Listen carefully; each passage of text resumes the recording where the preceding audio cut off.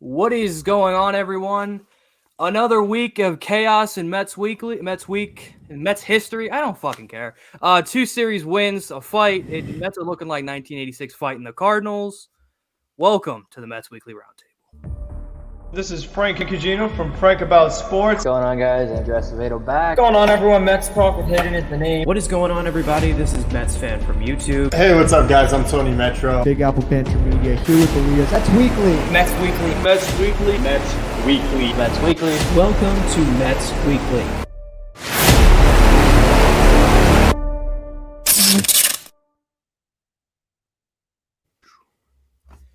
You know the drill by now. The introduction of the cast. Hayden, what's going on?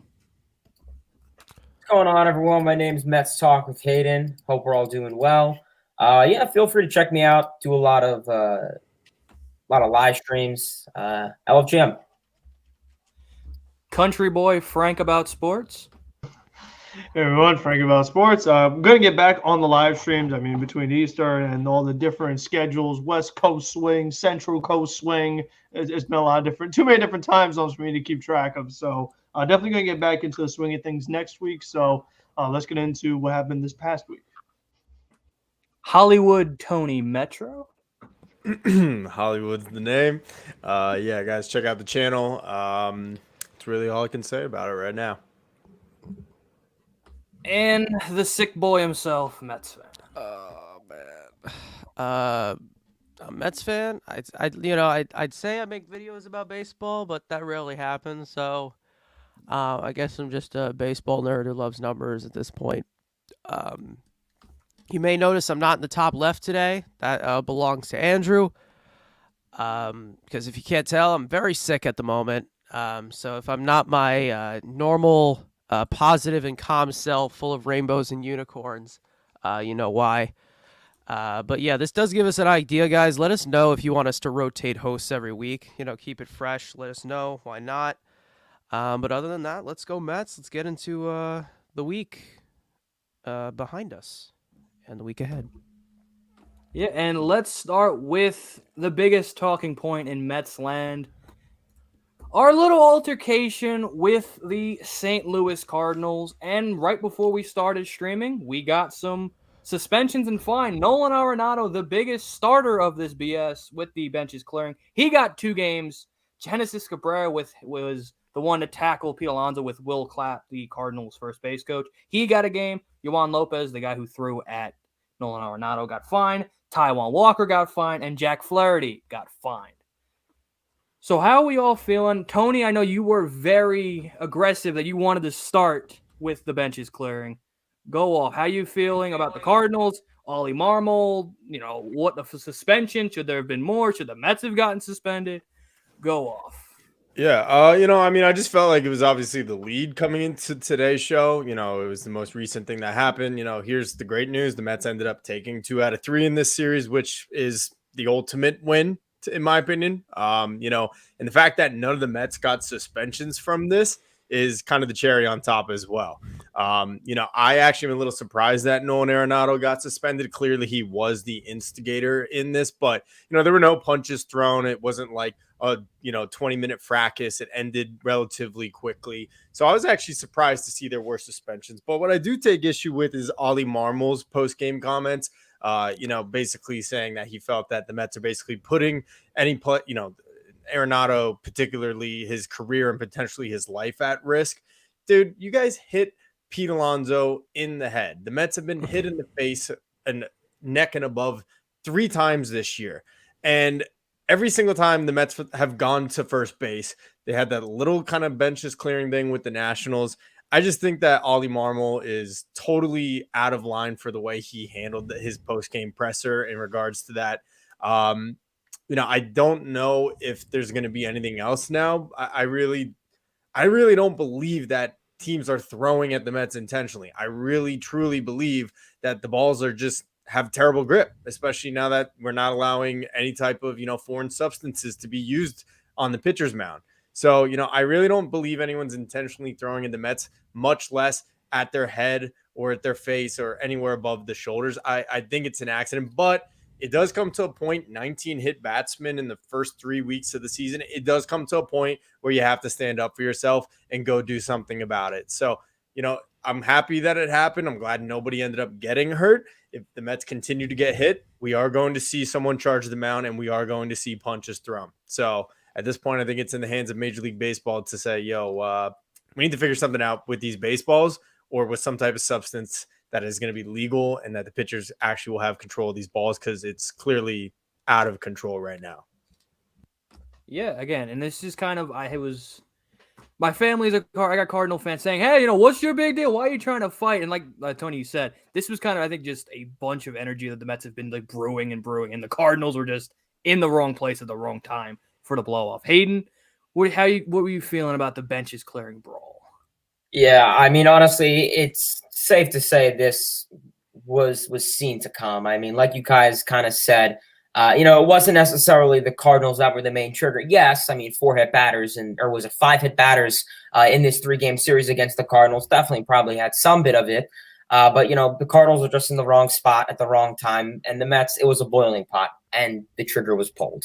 Overall, I think it's a joke. I really do blame Major League Baseball on this. And yeah, I get it. It's an accident. I mean, I played baseball in high school. I was a second baseman. And even as a second baseman, my command was pretty crap. I'd throw all over the place. I can only imagine me pitching 90 on a mound, which I probably can't even get that high. I get it. It's human error. But where I blame MLB is when it comes to the changing of the baseballs. The juice ball, the dented ball. I think that definitely has a little bit of a play in it, how light the ball is. Obviously, it could affect the pitcher's grip, and a lot of other stuff like that. So I think MLB should be responsible. I think they should stop changing their damn balls. And if we're seeing guys like Jordan Hicks and this Nationals bullpen who has no command and are throwing 105 miles per hour 5 feet from the strike zone, you're out of here. That's unsafe. They should be ejected from the game because that's unsafe. I mean, this isn't, they're getting hit, on the elbow or the stomach. We're talking about getting hit on the head. Very serious. I mean, twice by Alonso this series and once by Lindor. I mean, this is just really, really a joke by Major League Baseball. In terms of this series, I think it is a joke because we saw Alonso the night before get drilled in the freaking head. His helmet fell off and he's wobbling to first base like he got the like he got the wind knocked out of him. He was pissed off, but he got up and he walked to first base. He kept his mouth shut and he talked to Wayne Kirby at first base. That's what the Cardinals should have done. Arenado, he didn't even get hit. I was at work, and when I heard about it, I was like, did he get hit? They're like, no. I was like, why the hell does he care? Nimmo almost got hit in the head a couple of bats before. Marte got hit that series. Alonso, and then there was one more guy. I forgot who it was. JD Davis. Yeah, JD Davis on that. Well, I think that was an accident. But so, what the fuck are we complaining for? And, you have the Cardinals clown of a manager saying, we have to defend our guys. Bullshit. Alonso got drilled. Just MLB needs to address this because 19 times in 20 games, no, it doesn't work like that. And I don't want to see players getting injured from punches than a ball. Frank, you saw Bob Gibson hit the guy on the on-deck circle from getting too close to the batter's box. Where are you feeling here? Well, it's clear that the game has changed a whole lot. I mean, we've had our second benches clearing incident within the first month, and I feel like now that it's well documented that the Mets lead Major League Baseball as a hit batsman. Everybody knows about it. They'll tell you about it every single post game. Billy Epler and Buck Showalter are having meetings with guys from MLB and things like that, contacting them about the state of the baseballs and things like that. But my concern is it going to get to the point where now we just can't pitch inside to anybody and nobody could pitch inside to the Mets because you'd be like, it was like they just think it's intentional when not both sides, but the Mets admitted, Chris Bassett himself admitted there's something going on with these baseballs. So I don't know why the Mets have this feeling that the Cardinals are trying to intentionally hit them, especially the Starling Marte one. I mean, you have the bases loaded, 2 outs in the 9th inning, and Starling Marte is giving looks and getting hit in the elbow. dude, they're not trying to hit you. That would be foolish to try to hit you. So it's stuff like that that I think is a little odd in my opinion. But I just wonder, it's like, how many more benches clearing instances are we going to have? And then you just taking out an entire part of the game, like pitching inside, before these past couple of years used to be a legitimate strategy. Back the guy off the plate, show him something different, get him a little uncomfortable. That used to be a very, an integral part of pitching. And now it's just like, oh, you're trying to hit me if you pitch inside. Even like, especially with Nolan. I mean, this ball was not that close to hitting him. And you have J.D. Davis, who left the game injured. He couldn't walk. Luckily, he's okay. But Nolan doesn't even get hit, and he's the one that wants to be fighting. So now you have a situation where it's like, wait till the Cardinals go to Citi Field. Okay, so now we have like a little rivalry going with the Cardinals. We already know we have a little rivalry going on with the Nationals. We're going to play them a whole bunch. And my thing is, like, what other rivalries are we going to have? Like, how many bench clear instances are we going to have? And then the Mets want to send a message. Well, the way to send a message is to actually hit somebody. The Mets have done a lot of talking. They've done a lot of pushing. But it's not smart to hit anybody because look at Nolan getting suspended 2 games and he didn't throw a single punch. So imagine if, let's just say when Alonso got hit in the head, he actually charged them out and started swinging. That guy's gone for a week at minimum, I mean, so it really comes to the point, and Starling Marte's like, oh, something has to be done. Something has to be done. Like, well, what? The Mets are talking a big game. They're complaining, but I just find it very interesting. Like, what is their ultimate goal? I just don't think that the message matches up. And then you have from the Cardinals, Michael is saying, oh, we don't have the same problem that Bassett's having. It's all him. So it's very odd to me. And this whole thing of they're using a humidor for the baseballs and the seams aren't the same. And the big problem is the inconsistency with the baseballs. We talk about juice ball, dead ball, whatever. I don't care. But it has to be a consistent ball with a consistent grip. That's the most important thing, whether it's juiced or not. It has to be a consistent grip because especially for these pitchers that you have a certain grip, if it's not going to have the same result every time, you don't even know what you're doing there on the mound. And like we said, especially with no foreign substance being there, no substance at all really to get a good grip, cold weather, things like that. So there's just a lot of different elements going on right now. And I just wonder, are the Mets just going to get this reputation of being a team that's always complaining? I just really wonder if that message is going to get around the league because in fairness to them, like you said, they've had 3 guys hit in the head. What other teams have had 3 guys hit in the head? Like, we know, I think when you look at the way this Mets team is constructed, if you have a team that has Mccann, Marte, McNeil, Alonso, and Nimmo, there's a really good chance you're going to lead the league in hit by pitches because all those guys have reputations as guys that get hit all the time. So a lot of people make out, oh, Mets get hit so much more than any other team. You just happen to have a lot of players that get hit. I mean, you brought in 2 guys from Oakland that get hit a lot. So that's going to happen. But I think just the way they react to it is really going to be what determines how the team is going to play. Yeah, and I think the biggest thing, like if you want to get a reaction, just beat them. And the Mets have done that. Everybody they've tried to punk, they've won the series. And that's, you can hit the guy, whatever. Win the games, win the series. That's the biggest, payback you can, if you want to call it that. Mets fan, what are you feeling? Well, I guess I'll come from a different angle here. And I'll say that I can actually say it for the first time in a few years that this is a team. They defend one another, and they have a pulse. They want to compete. The Mets have been hit 19 times in 20 games this season. Whether it's a fastball or not, tempers are going to flare. I mean, we know that was going to happen. We see that with Buck Showalter when they cut away to him in the dugout every single time. Nolan Arenado, massive baby. That's all I got to say. And I've lost so much respect for this guy over the last 24 hours. One of our players almost broke their foot after getting hit yesterday. And you have really the nerve to just cry at an up and in fastball. I mean, man. And then you have the Cardinals manager saying that this could damage a guy's career and put their health at risk. Well, thanks. Thanks for that hypothetical, but would you like to experience, the actual risk that we've been experiencing with the 19 times that we've been hit by the pitches? No? All right. That seems good. The reality is that, and I've said this a ton of times, if we're complaining or not, I have zero problem with being the most hated team in baseball. We're not here to make friends. And, like my guy, Chris Bassett says, we're going to grind you till you break. I don't care. I have absolutely no mercy. Keep it going. Love it. beat them. Also beat them. Yeah, again, be the 86 team. Be, again, like Mets fans say, be a bunch of dicks that you don't want to face us. You want to come up in it, we will retaliate. And if we're not going to hit you, we're going to beat your ass in a series. After all that being said, the Mets did play 7 games and went, 6-4-2 in the last 6 games? So, general thoughts of the last 2 series, positives, negatives. We'll start with Hayden. Last 2, the Diamondback series and the Cardinal series. Yeah, I mean, I would say, winning back-to-back series have been really interesting. I think the biggest talking point has to be Game 1 of this New York Mets and St. Louis Cardinals series.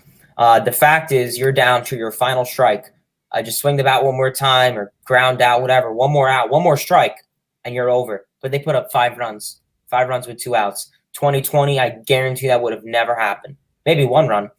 And who would have thought that, because I've been doing a lot of live streams, obviously covering each series. The one thing I said was there's going to be no errors against the Cardinals. And, hey, that really, my opinion, got debunked there, I guess you could say. Arenado making that huge error, which was kind of a little odd because you're taking 5 steps. Just step on third base because Escobar is literally less than a quarter of a way there. So he could have just stood there or I don't know. But really good. You worked, you were able to come back, and that's amazing. Tip of the cap, Nimmo, with that 2-run homer, Jeff McNeil with clutch hitting, Eduardo Escobar with great base running and some good hitting. Pete Alonso's been, I guess, going for the right side a little bit. Hopefully he could start hitting for some power soon. That'd be nice. I know the dead ball has definitely been talked about. Pitching's been looking good. Tyler McGill's been looking good. Mad Max Scherzer, phenomenal outings. Getting 7 innings from this dude. Seeing a typical slash lineup, 2 hits, 1 to 0 runs, no walks, 10 strikeouts. That's phenomenal. And that's what, you like to see in Scherzer. Just overall, the bats are picking up. We're seeing speed. We're seeing fundamental hitting. Just much calmer pace at the plate. The bullpen, a little worrying. I guess Trevor May is, one guy you have to worry about. Some of the bullpen could be a little shaky, but team's looking good. Pitching's looking good. Offense is looking good. I guess your ultimate concern right now is Francisco Lindor. He's in a little slump. Who would have thought the catcher position, you're actually getting some offensive production? I know I've stated that Mccann has been hitting really hard up the middle lately, and we've been seeing that a little bit in the Arizona series, the Cardinals series, and then Nito obviously helping us out. So who knows? Imagine this team. I'm not saying that McCann's going to be good, neither for Nito offensively, but hey, if they could, put up some runs every now and then, that could be big. So overall, I like what I'm seeing, but now it's going to be the real challenge. You have Phillies, Braves, Phillies. Do something. Send a message into May. Frank, Diamondbacks, Cardinals series. Anything you like? Anything you don't like? Is there an offensive spark from a certain position? What do you? We'll get to that later. I think last week we talked about the Giants and how they gave the Mets a tough time in 2021. The Giants were one of the best teams in the league, and the Mets were able to win that series. The St. Louis Cardinals also gave the Mets a really, really tough time last year. So to be able to win the series, that was really nice. First game, did you get a little lucky? Yeah. But, the next game, the Mets really showed good pitching again. And then that was great to see, especially, Max Scherzer in his hometown looking just as dominant as he did his last start. So it's good to see Max keeping that moving. With the money he's getting paid, you want to see Max Scherzer pitch that well to meet up that contract. This way we're not overpaying for guys like we have with some of our past free agency signings. So I really like that. The last game of the series, it was just ugly all the way around. There's no other way about it. They stranded a bunch of runs, outs on the bases, errors in the field, not good pitching. It was just as ugly as it gets on that last game of the series. But you know what? First time in their friend, and even a team that has been so good in April historically, first time they've won 6 series in a row. So, you got to like that and just keep that going. I think that's really the main thing. Lindor slump, that's a little concerning because he's been such a big part of the Mets' good start. He got to hit his last at-bat, so hopefully that's a sign that he's breaking out of it. But they really do need him to get out of that spell, batting in that 3 spot. It's so important for him to come through when you have Nimmo getting on, Marte getting on occasionally, Mcneil getting on. You really want to capitalize on those opportunities because I think it was one of the games of the series against the Cardinals. He left 7 guys on base. So, you don't want to make a habit of that. But hopefully he gets it going again. Every player is going to go through a slump. We knew that kind of streak he was on wasn't going to last. He wasn't going to finish with it. We all said it last week. He's not going to finish with 180 WRC plus. He's not going to finish with 1,000 OPS. So, as Mickey Cowie would always say, a law of averages. So it's just what happens in baseball, but I'm glad they're winning. Tony, anything you like? Well, should be a lot of things you like. What you don't like? Diamondbacks and Cardinals. 4-2 record. Obviously, who could complain about that? Winning both series. Obviously, ideally, would be nice to have swept the Diamondbacks, and especially after winning the first two in St. Louis, would have been really cool to sweep our old buddy Steven Matz in yesterday's game. Offense has been good. Loving what I'm getting out of Starling Marte. He's been creating runs with his speed on the bases, which has been awesome. Even when he's not hitting, if he is still reaching base, obviously he's been a huge factor. Brought in that first run on Sunday in Arizona, basically, I think stole second, went to third, and then came home on a wild pitch. So that's been great. Mccann has cooled off a little bit, and I just heard yesterday on the broadcast he doesn't even have an extra base hit this year. So I'm hoping he's going to start getting going. He's only been hitting singles around. Yesterday's game, tough to have a 4-1 lead and lose, especially, like I said, with Steven Matz on the mound. But really what's more disappointing to me is that they failed to capitalize and continue adding on against Matz in, I believe, the fourth inning. And then really just after that, Cookie just did not have his stuff. But big picture, obviously a really healthy and successful road trip, a much needed off day. I think the Mets have played the most games in baseball at this point or close to it. And so really nice for them to get this off day. Obviously, the biggest concern right now is, do we even have an eighth inning guy? And if we do, are we using him? Right now, obviously, it should be Drew Smith. But Trevor May has shown that he cannot be relied upon. And he blew that game basically on Friday in Arizona when he gave up the 2-run shot, which led to Edwin Diaz giving up the game-tying shot. Mets, of course, come back and win that one. But then just on Monday against St. Louis, Trevor May comes in the eighth. And what did I say in our group chat before he even came on to pitch? 2 immediate runs. And my dog just threw up on my bed. So I'm going to end this right now. Gotta go. Tub, what do you got? Oh, my God. Well, we got 3 main takeaways, all right? And I don't know if they're takeaways or complaints or whatever, but take them as you will. Number 1, can we just make the ball normal? I mean, not juiced, not dead, just normal? I mean, listen, I'm really starting to believe this league's manipulation more and more every day. And the consistency has just become nowhere. We were talking about that a little bit with the Brawl. I get Busch Stadium is a massive pitcher's ballpark, but there were 11 barrels caught in this entire series alone. That doesn't happen. On average, 5. So take that as you will. Number 2, never start J.D. Davis at third base again. I think we've already talked about this. If you want to give him more playing time, again, make him the DH for now, because it's not like there's anybody really like, oh, he's amazing. He needs to be the DH right now. Not only does this guy look completely lost always, he's got that, that Alfred Payton shit to him where he just makes everybody worse. So, I mean, everybody just looks bad around him. Like, that's how I see it. It's like, there's 3 guys on this roster that can play third base better than this guy. I hate shitting on him because he did get hurt yesterday, but it's like, you can't put this guy at third base. It's just, especially when you have so many other options of guys at third base. I know Mcneil is not a favorite guy to put at third base, but I'd put him over J.D. Davis. Yeah. I was going to say the most confusing part about that was your starting third baseman was DHing, and you had an off day the next day. So if you were just giving Escobar a day off altogether, okay. Yeah. But Escobar I saw you saying something anyway about that yesterday. Yeah. I mean, if you have an off day the next day, what are you resting him for? Same with McNeil. Like, I just like, I guess this is like kind of off to the side, but Jeff McNeil, I don't think has made a single start against a left-handed pitcher. And it's like, okay, well, you could just put in a righty. No, Luis Guillorme's been playing over him. And it's not to bash Luis Guillorme, but I think don't protect Jeff McNeil from left-handed pitchers. The only way a left-handed hitter is going to improve against left-handed pitching is the reps. He's not going to magically do it overnight. He's not going to do it going on the computer or looking at film. You got to let Jeff get his reps in. So I don't care if it's left-handed pitcher because you're not even replacing him with a left-handed batter.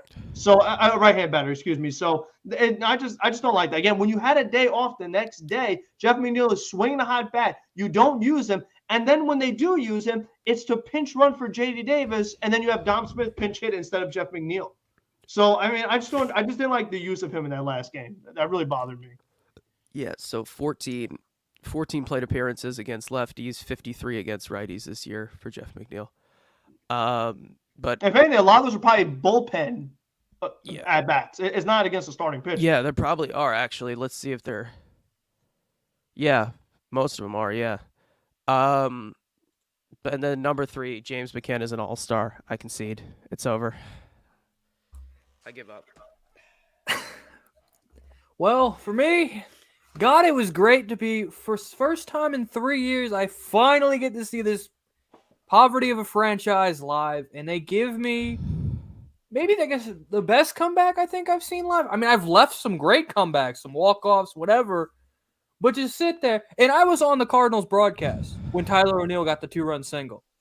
A whole section sitting up, and I do like the old, I hate Trevor May. And my grandpa texted me, hey, you were on Valley Sports. I'm like, oh, great. Then I was on SNY the next day. So pretty good day, pretty good weekend. But again, like Hayden said, that team does not win that game 2021, 2020, maybe 2019, but I'd still go against that. This is a different type of club. And Mark Canna being in and all the new guys.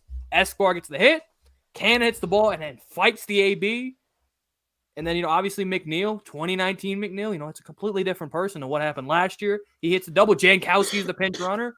And then skinny boy Dom flying down the first base. Almost just because Gio just didn't go off the mound. And you should have heard Busch Stadium. Oh, it was beautiful. It was a beautiful sight. And they don't boo. They do not boo in St. Louis. They were lightly booing them. Because Cardinal fans don't boo. But it was a shucks boo. And I just sat there when Nemo homered. It was just, everybody go run to the entrance, ladies and gentlemen. Game over. But to see that, and then obviously Bassett the next day was a great sign. Good win. Again, like Hayden said, big test this next 12-game stretch. All in division. Really could put some, separation between the Phillies especially. And then obviously our first look at the Braves with Ronald Acuna, who came back today. So, been pretty negative, obviously, with the fight, but did win some series. But we got some good news, and that would be Jacob Degrom's MRI. He's been cleared to loading and strengthening. I could make so many jokes, I'm not going to, about what that means in his shoulder. It's going to take him about a month to get wrapped up. He's not even throwing yet. So it's going to take a couple weeks, and he'll get a checkup, another MRI to get to throwing. So what is a realistic timeline for the best pitcher in baseball's return? I will start with the country boy, Frank, about trucks. I'm hoping mid-June. I feel like that's like maybe the earliest we could see him because, like I say, he still needs to get to the throwing. And then even when he does, I feel like he probably needs to go through a whole spring training all over again just because, you're looking at a couple months since he's really throwing the ball and get his arm built up because it's like I said with Taijuan Walker, you don't want to bring the guy in to pitch 3 innings or 4 innings. Like if I'm bringing Jake back, it's to go at 5 minimum, hopefully 6 or something like that. It's pitch count too. Like I don't want him coming in throwing 50 pitches. I want him to throw 80 pitches, 90 pitches, something like that. So you got to spend your time making sure he's built up, making sure that he's able to throw like it's a game and it doesn't have to come out. Because that's always my concern with Jacob Degrom is that we get him back, and as soon as we get him back, he's gone again. So you got to make sure that this guy will be willing to handle making major league starts every 5 days. So I do want to see him get plenty of reps in, plenty of rehab work in before the Mets really get him back in the mix. So I'm looking at mid-June because I feel like he's probably going to need all of the month of May just to get built back up. And then maybe you could do some rehab starts in June to then prepare for a full major league start by the middle of June. Okay. Middle of June. Hayden, what is your return date for Jacob Degrom? Yeah, I'm probably going to say something similar around the lines of what Frank said. I mean, he's going to need another sort of spring training. That's going to be 3 weeks to a month.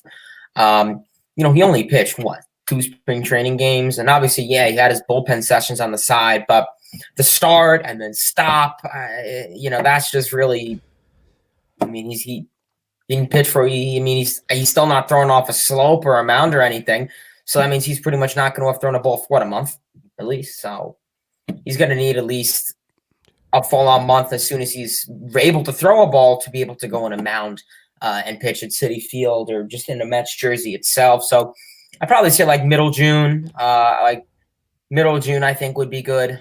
Obviously, like I said, you don't want to put I don't want to put DeGrom back in the situation and then 2 starts after, DeGrom leaves in the 4th inning because he has right yada, yada, yada tightness. No, I don't want, I'm tired of that crap. So, I think mid-June is a realistic thing for him. Luckily we have a lot of depth. We're getting Walker back this series, so that's going to be huge. So then you'll have that, full-on 5 rotation. And, so obviously, hopefully the Mets will be cognizant and smart when monitoring DeGrom. And, Shout out to Taiwan Walker on Twitter. That was pretty funny. People were sending him Venmos to pay the fine that MLB just had him dropped on him. I'm going to be a little more negative, and maybe this is just because how the pitching is performed. I don't think you're going to see him till July. I think this is we're not rushing him back because of the starting rotation. If the rotation obviously stays as is, there's going to be another injury in the rotation. It's going to happen. So if they pitch continually just to pitch well, I don't think the Mets should rush him back. We got to get Jake back now. I'm kind of seeing Jacob Degrom as a semi-trade deadline pickup because I'm saying get him in July, maybe the All-Star post-All-Star game. I'm not rushing him back to, like Hayden said, I don't want another keep nagging. I want him fully wrapped up. Game 1, he's throwing 90 pitches, first game of the season. So you can give him full on, give him the rest, get him the reps in spring training. Hell, AAA can use some talent down there, give him some AAA starts. Hell, let Alvarez catch him in Binghamton a couple times. I wouldn't mind that, just to get him a couple reps, do that. So for me, I'm not rushing. I'm saying, July 7th to post All-Star game. If the pitching continues to pitch well, if the pitching, quickly turns once May and June hits and the pitching, goes into the gutter, I think we're having a different conversation. But I think the Mets if it continues to pitch well and, Scherzer being the anchor and then Bassett and McGill as the 3 guys continuing just to pile through, I think post-deadline or post-All-Star game should be a pretty solid pick. Mets fan, target date for Jakob. The day that the injury came out, I said July, and that's what I'm sticking to. They really do need to take this slow because we saw what happened last year. Just the constant nagging injuries. I mean, we've already said it already. Whether our starting pitching continues to excel like this or not, we do need him, and we do need him healthy. So, I just hope that whatever adjustments they do make, whatever they were talking about with the grip or the arm angle, I forget what they were talking about. My brain is on 2% capacity right now. But simple as that. We need him back, and hopefully whatever they figure out, I don't trust this medical staff at all, but why not? Let's do more experiments. You know what? Let's have Sandy train him. Let's do it. Why not? Because experiments are fun. Please just be healthy. That's all I ask. Just get 100% healthy.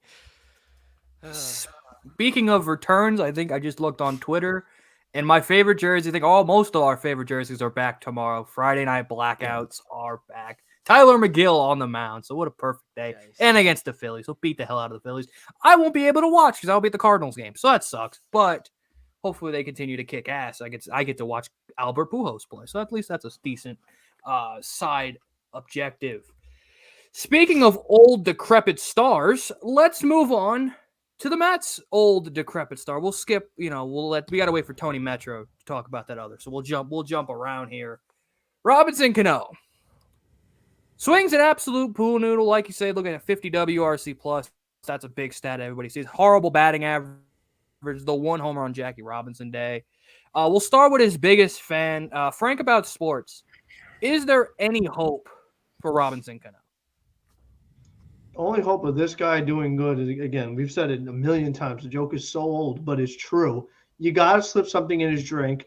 I don't know if this guy takes like maybe a mid-game nap or he takes a nap before the game. If somebody could just get him in his arm in the angle and just go wham, maybe one time he didn't feel it, and just say, "Oh, I don't know what that was," and it was steroids, and then they could get some power out of him. They could get suspended. We void the contract. It works out for everybody.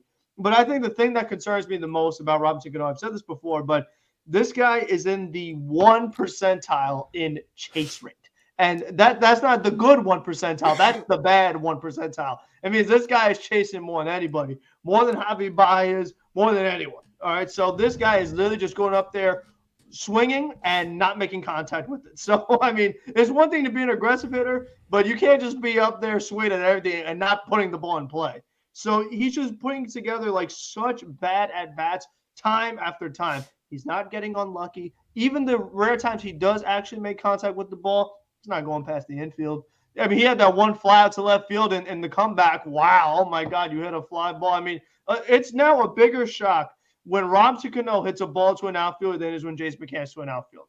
I mean, that should be the ultimate sign. Like, you know what? It's time to go. It's time to retire. I mean, if he wants to make the fan base proud, he wants to, the best way to apologize to the fan base, the best way to make the fan base feel better, take steroids again. We would all feel so much better because you'd be gone. We could spend next offseason. We could make a big move at the deadline. Not have to worry about any other contracts coming in. We could actually have a DH who's in there hitting. So, to me, there's no hope. I mean, trust me, I know when you get older, it just goes downhill. You're not just going to all of a sudden wake up and be better unless you got something illegal. So, it just happens when you get old. I know from experience, he's not that same guy anymore. It's time to go. And even, listen, I mean, if you want to do the Elias thing, get rid of him, make him a coach because you need his presence in the club, in the dugout so badly.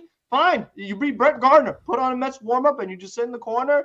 Fine by me. But if it means that you're not up there, just doing absolutely nothing because he just doesn't fit in with the team. I mean, this team has made it clear that this is a lineup of patient hitters that work counts, that wear down pitches, like Bass says, going to grind you out. Robinson Cano's not grinding nothing. He's just out there swinging at everything and not hitting anything. So he's not a guy that's working counts, moving runners over, nothing. I mean, he's literally bringing nothing to the team right now. Bringing veteran leadership, maybe. You could do that without playing. So it's over. There's no other way around it. Just give him a few blue pills and he'll be all ready to go. Tony? His WRC plus is worse than Tomas Nido. I mean, just think about that for a second. Golly. So I'll let you answer the question before if you want target date for Jacob Degrom, and then do you have any hope for the old steroid bag Robinson Cano? Just quickly, I'm going to put my target date for Jacob Degrom at July 1st. I don't think he's coming back before that.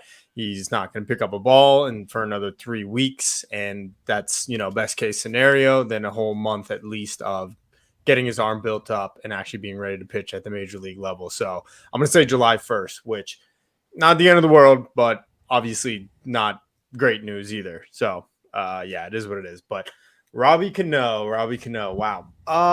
Yeah, we need to strap this guy on a rocket ship heading for Mars. He is absolutely abysmal. I tweeted it the other day. This entire team has shown an aggressive and hustling style on the base paths. And he is the complete antithesis of what this team's chemistry is all about. Taking extra bases, hustling, all these gritty kind of things that we've seen that we really haven't seen from a Mets team in a long time. And it's so fun. And then number 24 slumps into the box with all of his swag. And it's just terrible. He swings up every freaking curveball and slider at his feet, and he's not even close. It's not even like he's like close. He's just so bad. Oh my God. He brings nothing to the table. He cannot hit. He cannot run. He cannot play defense. Say what you want about him maybe being a good clubhouse presence. That's still, in my opinion, debatable. If that's the case, just like Frank said, and just like Elias said before him, then you know what? figure something out and buy him out to be a friggin' coach, because at the end of the day, when this team is going to have to cut down the roster sizes in about a week, if this guy is one of the 26 best players on this roster, we have a huge problem. And that's not true. And the bigger problem then speaks volumes about this front office. Are they as committed to winning as they truly say they are if they're going to keep this guy? Because he's clearly not better than Jankowski. Jankowski has been a godsend as a guy off the bench for this team. He brings speed. He can field. He's even hit a little bit, and he's put down more bunt base hits than Michael Conforto ever did. So automatically a winner in my book. If they really are serious about winning, Robinson Cano cannot be a part of this team for the entire season. Something needs to be done. And the good news is I did read today, I don't know how legit the source is, that the Mets have internally already been speaking about meeting with the coaching staff and deciding on his fate and his future. It's not going to be an immediate thing, but certainly they are starting to take a hard look at Cano and, see what he's bringing to the table, which again is nothing. Hayden, Robbie Cano, just juice him up, or do you have any hope for this man? Yeah, I'm done with Canal. I am literally starting the anti-James McCann and Robinson Cano fan club. Yeah, I'm done with Canal. This dude has no power. I mean, you see on the screen at a 79 ISO. That's sad. He has no power. I mean, I said it last year. I'm going to echo it again. I'm tired of seeing these little blooper pop-ups to first base or whatever. He has nothing to offer. He really doesn't. Honestly, I think the only good thing he did in game one of this Cardinal series was not ground out into a double play. I think him hitting it into the outfield was the biggest thing he could have done. Just honestly, he has no value. I look at him defensively. Okay, I guess I haven't really looked at his defensive metrics, but I would much rather Mcneil or ninth inning defensive Diorme playing second than Cano. I don't care if he has a nice, smooth double play. I don't care. Cano has to go. I don't know what fascination our genius front office has in him. I don't know what Cohen, Alderson, and Epler like in him. Buy out the contract, make him a coach, or say, sayonara, have a good day. Here's your money and admit Bobby Bonilla. I'd rather have that. I don't care about the lol Mets, whatever memes. I'd rather have that than see this fool getting time over J.D. Davis and Dom Smith. And don't get me wrong, I'm not saying J.D. Davis is a dominant hitter. He cannot hit a fastball. Smith has been looking okay. I mean, maybe against lefties if you want to do something like that. But they're going to put up better numbers and offer much more than Cano. If you had Cano batting in Smith's spot, he would have not ran that out. You think he would have slid? No, he wouldn't. Goldschmidt would have beat him to the bag with 20 seconds left. So Cano's got to go. I'm done with this dude. His bats look so lazy. He looks so effortless. You see him, he's like, oh, strike one. I'm done. I'd rather bring back Yoenis Cespedes than this dude. And yeah, it says something. So Cano's got to go. Yeah. All right. The sick man. Maybe you need to give your sickness to Robinson Cano, and maybe I'll take him away for a few days. How you feel?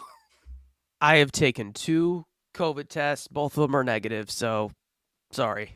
I think you're out of luck there. I apologize. Most of the words have been taken out of my mouth, but this man's a bona fide scrub. I mean, what can I say? The amount of supporters that this guy has is hilarious at this moment. He's also taken away time for more deserving players. He's making more money than those players. And with the roster going down to 26, it makes that spot even more valuable that he's taking up. So, listen, he's a great clubhouse guy. The team loves him. It means nothing to me. It really doesn't. The lovey-dovey shit of we're a family and no matter what you do, you'll always be beautiful in our eyes. Crap, it needs to die now. It's ridiculous. All of that is a loser mentality to me.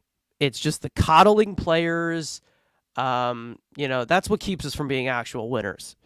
And to be honest, this team, at the end of the day, like we've said, this team, if they are serious about winning, if this is not the false hope April that we know and love and have been followed by a collapse, you cannot have Robinson Cano on this roster. It just cannot happen. He cannot be here.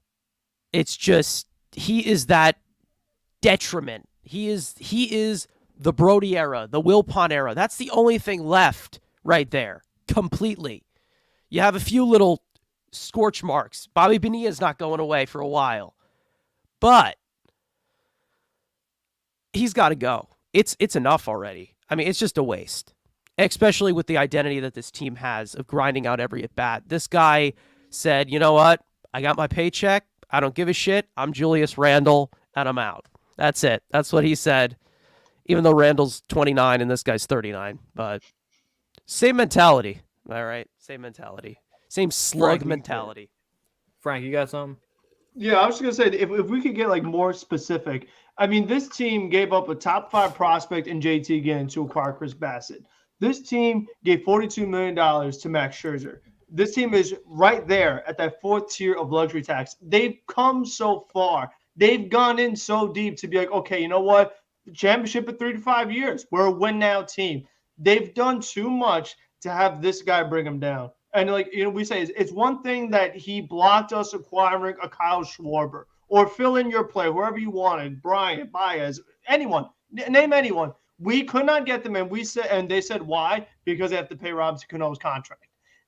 Can't happen. I mean, it really blocked them from taking their team to the next level. And the fact that this guy bats ahead of Jeff McNeil is a joke. I mean, it's bad enough that you're paying him and that you can't get some of these other players that you would like to really fit the team a little better, but you're hurting Dom Smith. You're really hurting J.D. Davis. We all know J.D. is not a guy that plays twice a week or, you know, I mean, and can perform. He needs to, if you're going to use J.D., you got to use him every day. And same goes with Dom Smith. They're just not bench players, and they need to play every day.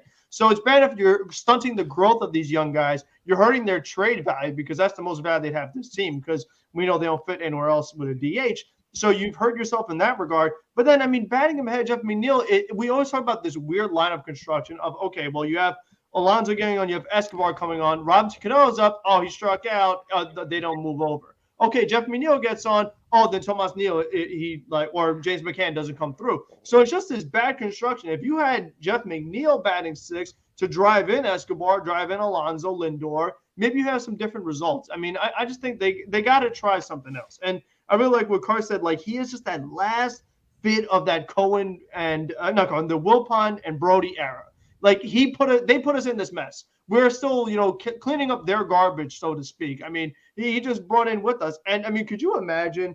This is just a side note, but could you imagine if the Mets let Edwin Diaz walk in free agency? If we still have Robinson Cano. Like, we took on Robinson Cano to get Edwin Diaz, and then you let Edwin Diaz go and keep Cano. I mean, it would just be – that would be low Mets. That would be more low Mets than just saying, you know what, we're a true winner. We're getting rid of him. Look what the Angels did with Albert Pujols. Andrew, you talking about Albert Pujols earlier. They said, you know what, we can't do it anymore. We paid this guy for so long. He's just not that guy anymore. We have to face reality and just cut ties with him. And Pujols is a great clubhouse guy. You think that bothered the Angels at all? No. And the Angels are a hot team right now. So I don't think they love Cano that much. I really don't. And it's like I said, it's like, I mean, we've given too much to this chemistry stuff. We couldn't trade J.D. Davis at the trade deadline because the chemistry would have got hurt. I mean, we couldn't trade Dom Smith to get some guys from the Padres because the chemistry would have hurt. Enough with the chemistry. I mean, we really have got to take that next step in winning. I really believe that. We need a guy that's got a little more versatility that you can trust to play on an every single day basis to go along with these other guys. That's something I want to. That's what I want to add. Something. We talk about the chemistry, and we talked about, you know, all the 2019 guys like Dom Smith and J.D. Davis. This is a different thing. Obviously, still have Robinson Cano here, kind of obligated. But what has that chemistry gotten you? What have they won? They've done nothing. So, what are we doing here? I understand we're stuck. I get that with the Cano contract, but like, when do you have to realize that enough is enough? You know what I mean? That like some pieces just don't fit here. That's just the thing it is. Yeah. A few things. Yeah, really quick. First thing, I don't need to explain this to Steve Cohen. I think he's done pretty well in his everyday job. It's called the sunk cost fallacy. Robinson Cano is a sunk cost.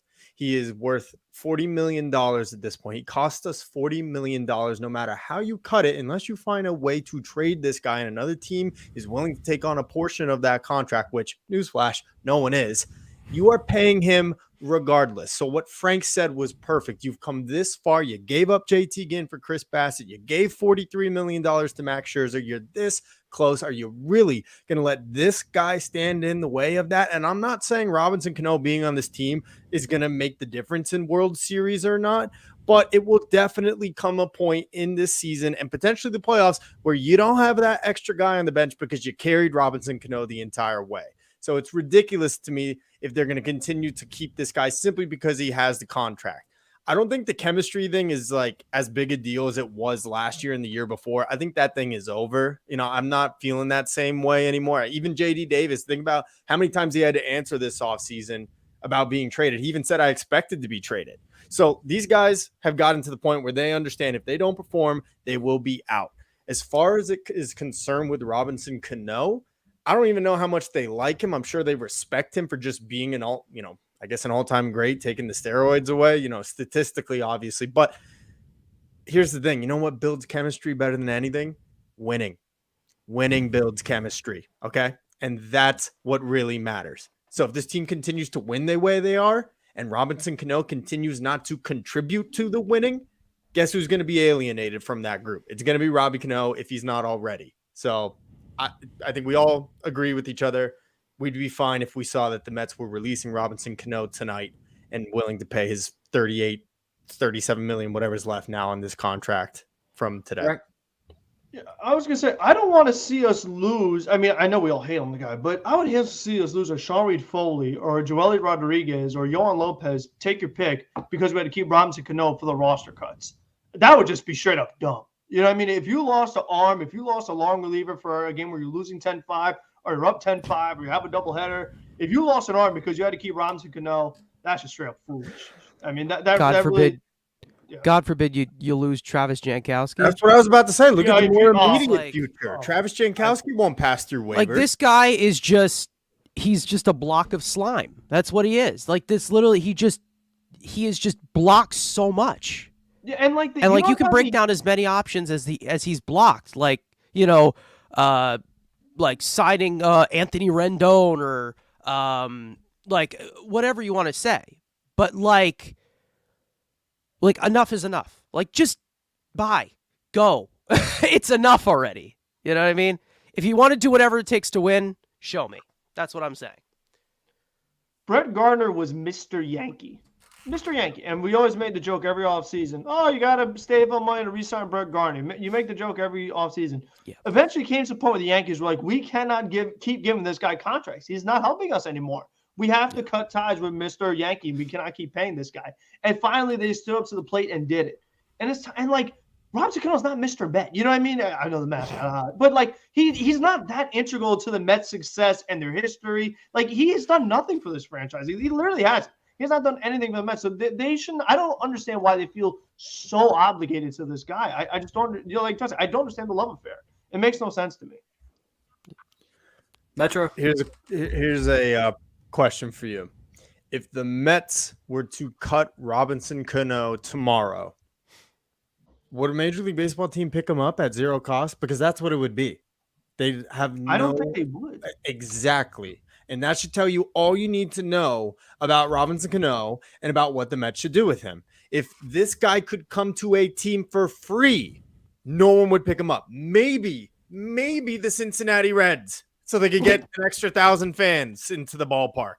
Maybe. But even that, he's not even a draw. Let's be honest. No Major League Baseball team would waste a roster spot on this guy. He is a sunk cost. Steve Cohen is a lot smarter than any of us here. We don't need to tell him that he should be getting rid of this guy, because at the end, it's too late. It is what it is. And now he's costing us at bats. He's costing us in his play in the field. He's got to go. I mean, hey, now that Updog is got the relationship with Cashman, I know there's a struggling lefty killer the Mets could use off the bench. Bring him back to the Yankees. Take the guy I've had a crush on for years. I'm just saying.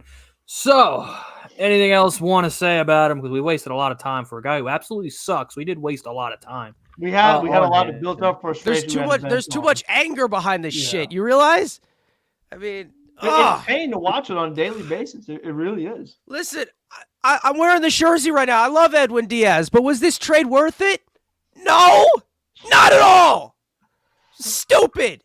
Hey, Kelnick's only hitting like one sports agent over behind blue. So it's not that especially when he's giving up game-tying 2-out home runs in the ninth. Sports agent over Bloom. Sports agent. If you guys have any questions, we are over. Shut up, Tub. Jesus. If you guys have any questions, drop them in the chat. We are only got one more topic until we get to studs and duds. But now I was waiting for TonyMetro because obviously Mookie had to ruin the moment because we were going to go to something. And I'll start off with TonyMetro because he's already gotten pissed at him earlier. Mr. Trevor May. I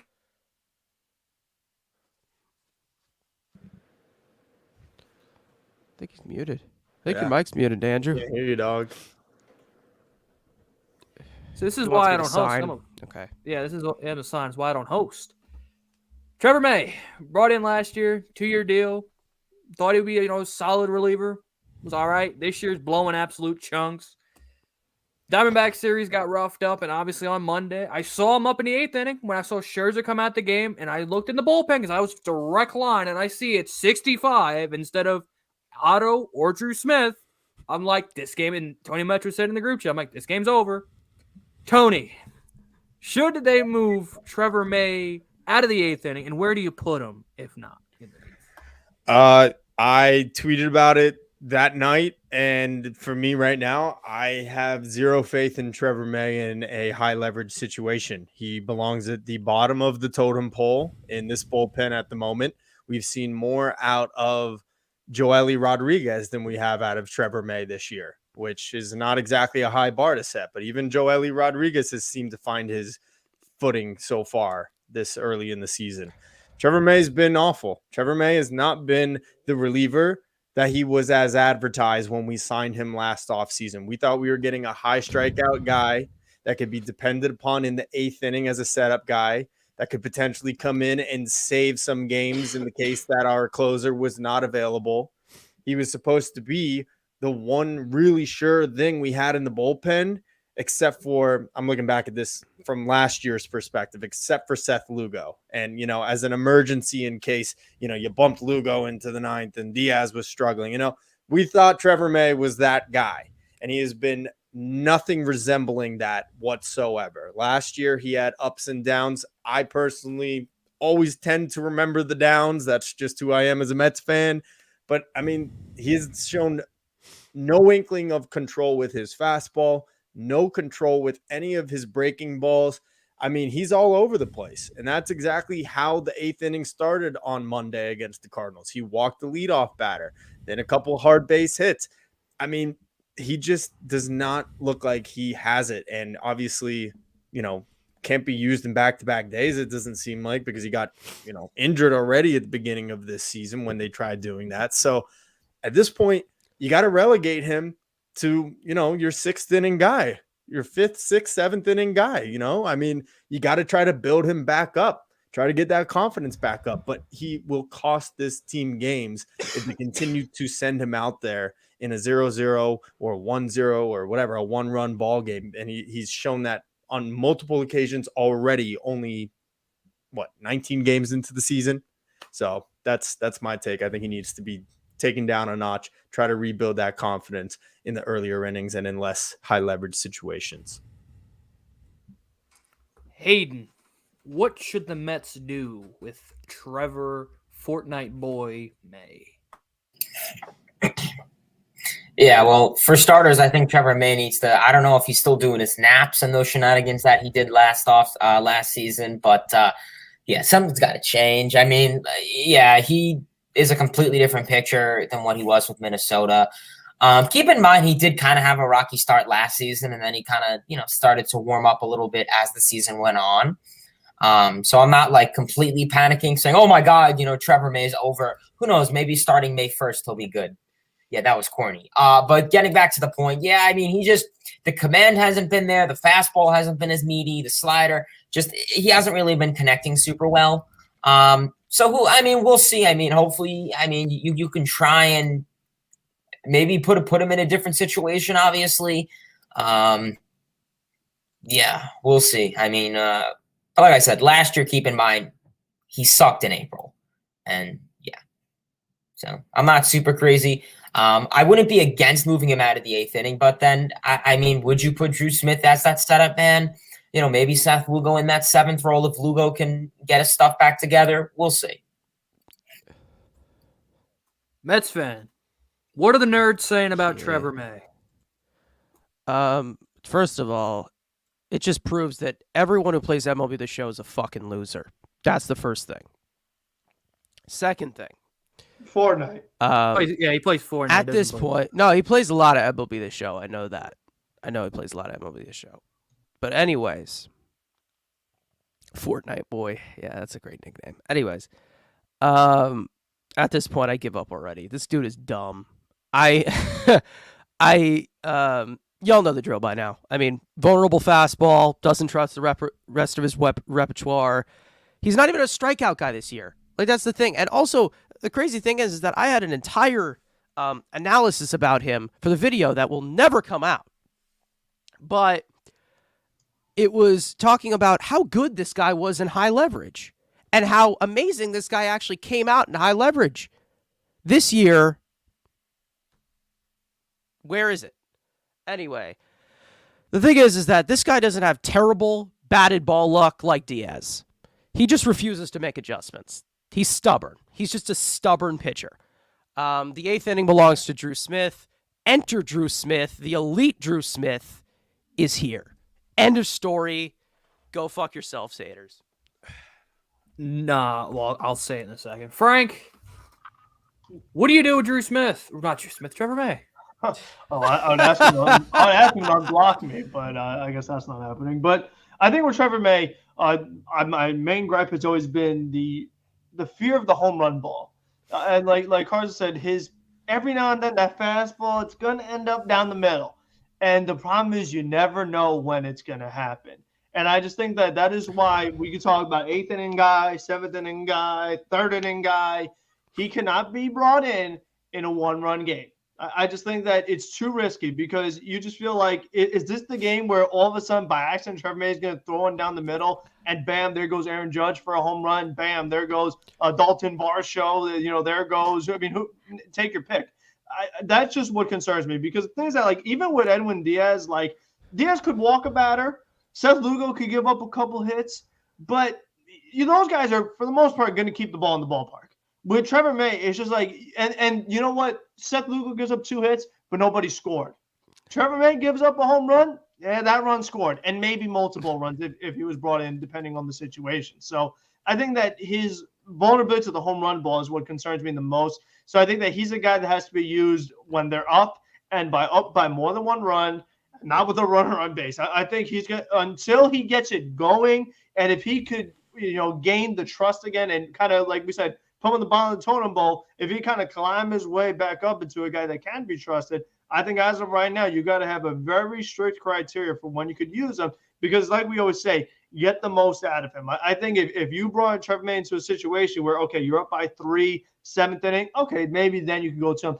Bottom of the order, have him face maybe slap hitters. You got to try to be creative with him. You can't pitch him against Juan Soto. I mean, because this guy, he left one right down the middle. Juan Soto was like, thank you very much. And that was the 1 run the Nationals scored for the whole game. So I just think you got to be really careful with how you use them. I don't know how he's going to do in this Phillies series because you got a lot of home run hitters. I mean, I don't want to be grouping one to Bryce or grouping one to Schwarber. So I think they just got to be very careful with how they use them. But they definitely have to move out of the 8th inning role and just give it to the hot hand. If it's Adam Ottavino, if it's Drew Smith, if it's Seth Lugo. The thing is, the Mets haven't really been in the situation where they can have an everyday 8th inning guy. It's always going to be somebody different because of things like rest and up downs and all these other things that go into managing. They haven't really had the same 8th inning guy over and over. So Maybe come playoff time, then like I said with the rotation, that's when you really have your 1 through 5, your number 1, your number 2. That's when you really have your 7th inning, 8th inning guy. As of right now, it's like, okay, who's available, who's healthy? I mean, that's what it comes to on a daily basis. But right now, you definitely cannot bring him in these close games against premier hitters. Yeah. I'm all about riding the hot hand with especially relievers. You're right, who's hot, and use them in the biggest spots. And right now, you got Diaz in the ninth. That's kind of the one constant. But right now, the fact that Adam Ottavino is only pitching like once a week, maybe twice a week, and Drew Smith's the same thing. What do you got for it? And the reason why that's happening is because most of the time those guys go more than 1 inning. So Yeah, I think the Mets have to, especially when the roster's trimmed down, you have to decide. It's like, okay, do I want to use Adam Ottavino or Drew Smith for a multi-inning outing and not have them for a few days? Or do I want to be in a situation where, like, I could use Ottavino for 1 inning today and 1 inning tomorrow? I think that's something that they're really going to have to answer when you shrink down this roster, because you would imagine that one, if not both of the slots that are going to be pitchers in the bullpen. Yeah. So, like, right now, I'm playing a hot hand. So, like, for me, if everything's perfect, the 9th Diaz, I go Otto in the 8th, and then Drew Smith in the 7th. But who knows how these pitchers are going in the starters? If they're going 6 to 7, only having to use 2 relievers, which would make this bullpen, would take a hell of a lot more stress off this bullpen, knowing that, like, Scherzer's almost a guarantee every start. He's going to go 7. Bassett can get you set. He hasn't gotten there yet, but he has the kind of the pedigree that he can give you 7 every night if he was given the chance. Obviously, McGill, you're going to be a little more concerned, but he can if with possible. And, Walker and Carrasco, we'll see. But, yeah, he needs to get – I have faith in Diaz, Otto, Drew, Seth. So, right now, he's the 5th reliever in the pen. So, he's getting the blowout innings, or he's getting, up by a lot, 6th inning roll, kind of like the Sean Reed Foley role. When, like we said, when the rosters get trimmed down, maybe he's playing that role. But for me, just stop using him in 8th inning. Just let him build some confidence. Give him a couple confidence boosting next 2 outings.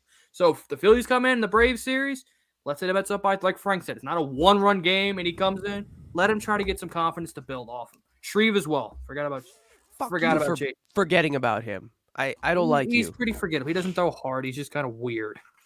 He's a goat. As the Jaguars are finally on the clock. Let's move on to our final topic of the day of chat. If you guys have any questions, I guess I was muted. I guess you didn't hear that. If you have any questions, chat, leave them down below. We have a little bit of time to answer any you guys have, if they're good. And obviously, with the Mets' history, they always seem to play well in April, and then that May swoon hits. So, what is your guys' personal biggest concern going forward throughout May and throughout the rest of the season involving this ball club? I will start with Mets Talk with Hayden. Yeah, I mean, I think the biggest concern is going to be the bullpen management. I'm going to say 2 things. Yeah, starting off, I think the bullpen management is going to be huge. Just knowing Showalter's track record of the bullpen being a little peculiar. We'll use that word, I guess. I don't want to bash Showalter, but yeah, and we've seen a couple questionable calls to the bullpen, and who's being put in. So I think the bullpen is going to be huge, especially with how the fate of this bullpen is. Obviously, Seth Lugo being of question. Can Dolly Rodriguez command the strike zone? Can Trevor May, have his fastball and slider in point? I mean, yeah. So a lot of questions ahead for the bullpen, and I think obviously hitting with runners in scoring position is going to be big. Just because you look at this lineup, I can't stand it being changed so much. I'm tired of Guillorme being in the starting lineup. I'm tired of Jankowski being in this lineup. I get it. It's April. You had a shortened spring training. I have no problem giving these guys more reps. But coming May and June, I don't want to see 9th inning defensive Guillorme, taking at bats over Mcneil, who's swinging a hot bat. No. Oh, but he went 2 for 4. Okay, well, look at the other sample size.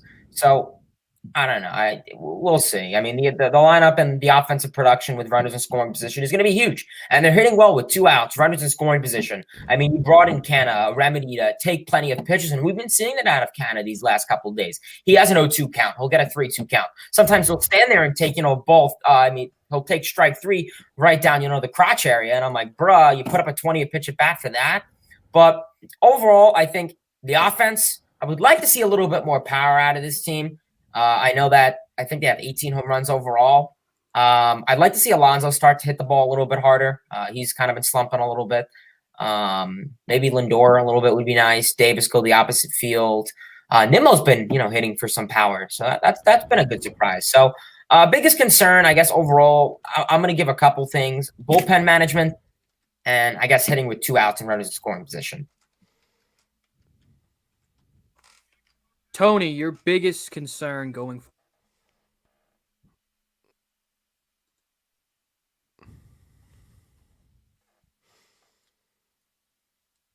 Your mic's they're in the mic. Of course, you put me on as soon as the first pick in the NFL draft is about to be really revealed. I think it's got to be the late inning relievers. I'm obviously concerned about Trevor May. We've already discussed that. Seth Lugo looked really good here the last 2 times out. Let's see if that continues. Edwin Diaz, I am definitely embracing the guy, but it just kind of is one of those things where I'm waiting for the other shoe to drop. So let's hope that doesn't happen. On a positive side, I will say that I have really, to be honest with you, one of the guys I have the most faith in this bullpen has been Drew Smith. So credit to Metsfan for that. 100% nailed it. Let's see if it continues. I think it's, the late inning relief, because even when it's, a 4-1 ball game, I'm still very concerned anytime this bullpen needs to come in and get the last 6-7 outs of a game. And then other than that, kind of like what Hayden was saying, Buck really does tend to stick with his starting lineup late in the game, it seems. I don't want to see the Yormays getting at bats late in the game. I don't want to see, the Jankowski really getting at bat late. I mean, when you have Jeff Mcneil on the bench or, a better option, I want to go to those guys. But honestly, things are really good right now. I don't want to talk doom and gloom. I just am, the bullpen is definitely probably what I would be most worried about at this point. Okay, who do I want to go here get some negativity from? Let's get to Mr. Positive. Frank, I need some negativity. Biggest concern. I was about to say, yeah. You know me, I'm Mr. Positive. I'm positive about sports. That's my name. That's what I go by. I'll say there's one concern nobody has brought up yet. So we talk about today's an off day for the Mets. Yay, off day. We get some rest. The next Mets off day is May 9th, and the Mets have a doubleheader on Tuesday. So and the roster is also going to shrink May 1st. So to get more specific, it's like, how are they going to manage who is going to pitch, who's available to pitch, and don't injure anybody? I think that's what's going to come down to, because if you want to put these guys in these 2-inning roles, have them go multiple innings, and you're not going to have that many pitches available because the rosters shrink, it's like, who are the Mets going to go to? So it's really going to come down to the rotation, like Andrew said, being able to go deep into games, Max going 7, Bassett going 6. You're going to need Carrasco going deep into games. Walker can't just go 2 innings, 3 innings, 4 innings. You're going to need some length out of your starting pitchers. We'll see who starts the doubleheader. Maybe it's David Pearson, maybe it's Trevor Williams, maybe it's a bullpen game. We'll see what happens there. So that's my one concern. The other thing I've talked about all year, but figuring out the DH situation. Robbie Cano, J.D. Davis, Dom Smith, somebody out of the 3 has got to step up and be like, okay, this is our DH when we're not giving our position players a semi-day off. And this is the guy that's going to get the majority of the share at DH, because we held a whole segment bashing Cano, and we talked about, we think Dom Smith is going to be better. We think J.D. Davis would be better than Cano, but that's not saying much. They haven't really been like, okay, they deserve this spot. Don't trade them. They're our starting DH. We're like, no. If you can get another pitcher, you can get a guy that fills out your bench a little better, a little versatility, things like that. Maybe that's what you should be looking at for a trade piece. So those are my 2 concerns, is how they can be able to keep these pitchers healthy and the usage of them with no off day for a while and a doubleheader, and then just figuring out who's going to be our DH, figuring out that those 3 guys that they're all DHs, because we, like Carson said, you don't put JD in the field, you don't put Dom in the field, and I mean, Cano, he'll catch the ball if you hit to him, but if you don't hit to him, he ain't getting it. So I mean, that's just how it's set up right now. And the obvious number 2 pick is obvious. My fellow negative Nancy, what is your biggest concern? I'm doubling down. Robinson Cano, get this man the fuck out of here. He's a bona fide scrub. We've already said this. The dude sucks. I can't do it. Retire, pay him. I don't care. Go away. Hate him. More than Mccann at this point. McChicken revenge season confirmed. For me, I'm gonna go nitpicky here. Can the continuation of hitting with wrist in 2 outs? Because that is not what the Mets' forte is. It's been so far in April. Marte's gotten the big hits. Canna's gotten a few. Nimmo, everybody's hitting. Let me just say, this guy's a little too excited to be going to the Lions. He is a little too excited. This is not a good day for you, bud. This really isn't. I mean, yeah, you're gonna go probably tear your ACL in your debut, but you're a Michigan kid. I understand, but Jesus. But back to baseball, because the Giants and Jets aren't until 2 picks. Houston, please don't take Icky. The wrist hitting, which was obviously a big thing for us, is like, can the Mets never hit with wrist? They're doing it pretty well. I think they're like top 5 in wrist. I think there was a time they were like top 3 in offensive, batting. Gotta love the BA with wrist. And, Marte's isn't hitting, but his big hits are coming when there are runners in scoring position. So can that keep up? We'll see. Nimmo, he's not walking much. I can nitpick, I love me some heel Nimmo. He's saying, F them walks. I'm trying to hit fat nukes and get paid. I respect it. But that's not what, people are going to pay you, Brandon. We're paying you to get on base. The homers are cool. I love seeing you hit, some bombs. But, we need the walks. When Eduardo Escobar's got more walks than you, that's a problem. And other than, can that continue? I highly doubt it. I think the aggressive Escobar's coming, and that will go back to normal, back what he is. And I guess, if Pete Alonso's not going to hit homers, hell, at least hit for a high BA. I'll go the other way. Go give me a little bit Justin Morneau. Just, high BA, not a lot of power. Maybe you get power from elsewhere, but then if he's going to do that, you need to add a bat at the deadline. So, all that being said, the Mets hit 1 home run in that series, right? Just the Nimmo one? Just the Nimmo homer. Yep. That was Yeah, the and only he homer. is walking. He is walking. 14.9% walk rate. So go fuck yourself. What's his career? That's not that. 14.9. Yeah, right. That's cap. 14.9% walk rate. 14.9% walk rate this year. Texans, please take single. 518 slugging for Nimmo. That's crazy. Yeah, again, he's a power hitter now. He's tied for the team leading homers too. So, guy's a home run That's like hitter the last guy you would expect to go over 500. Yeah, out of the park, Mark doesn't have a single. He don't hit him. He's just getting singles and walks. That's all he does. And he's doing it a lot last year. So I don't know. Very weird. And that's the difference between Michael Conforto and Mariano. There you go. Acevedo gonna jinx it. What? Hutchison? I've never jinxed anything. Never. Go fuck yourself. Okay. So, I was gonna say, I thought the whole thinking. I mean, this is just what I've heard from announcers say. Don't the whole analytics say that your number 2 hole hitter is going to be a guy that has the most RSIP chances? And Marte, I think, leads the team in RBIs. Yeah, it's stated that nowadays you always want to bat your RBI hitter second. So I guess that would be a preference. It's pretty much a preference, but I'm pretty sure the general idea is that you bat them second. Yeah. And I also like him there because of his speed. I mean, because it's one thing to be an RSIP hitter, but the fact that he's the best base stealer on the team as well, I want him batting in front of Lindor and Alonso so that he can, if those guys get some things done, he could just fly around the bases and score easily.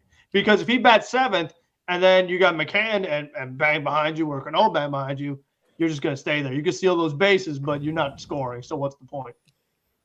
I'm still going to go to the grade that it should be Marte in the 9 spot, Nimmo, Canna. I just want that pesky top of the top lineup. Just 20. Like, if we're going up against Corbin Burns, Woodruff, if we're the Brewers, that's my 1-2 hitters. I want Burns and Woodruff, 2 batters in at like 15, 17 pitches right away. Sorry. So, Buck was staring into my soul. Sorry. All right, Texans, please take a cornerback. Do not take offensive lineman here. Our last segment is our obviously closing. Unless the chat's got any questions, unless the guys have seen some questions in the chat they want answered. If not, we'll go to our every week closing segments. The studs and duds of the week. And again, guys, if you do have questions, you can drop in the chat. We'll answer them after the fact. Elias not being here has, like we always do, if you're not here, you submit your studs and duds before. His stud was Max Scherzer, and his dud was Francisco Lindor. We'll start with studs. I'll start with Mets talk with Hayden.